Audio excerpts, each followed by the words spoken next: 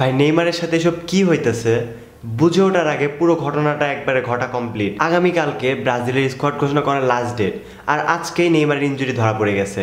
Neymar আবার থাই ইনজুরিতে পড়েছে।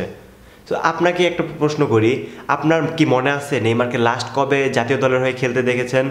আমারও ভাই মনে নাই, ভিডিও করতে হবে দেখে অ্যানালিসিস করে বের করেছি।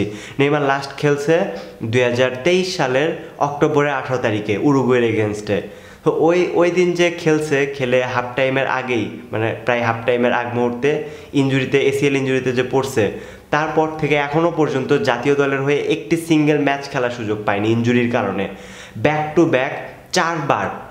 ব্যাক চারবার জাতীয় দলের স্কোয়াড ঘোষণা করা হবে, তার কিছুদিন আগে নেইমার ইনজুরিতে পড়ে। একবার, দুইবার, তিনবার, চারবার সেম কাহিনী, যে স্কোয়াড ঘোষণা করা হবে জাতীয় দলের, আর ঠিক সেই মুহূর্তে নেইমারের ইনজুরি।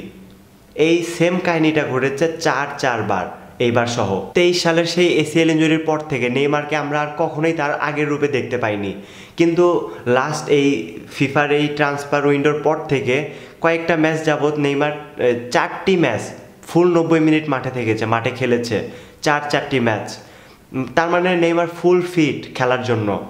আর এই সময়টাতে তার ইনজুরিতে পড়তে হলো। নেইমার ফ্যান আপনারা ভাই খুবই লয়াল আপনারা।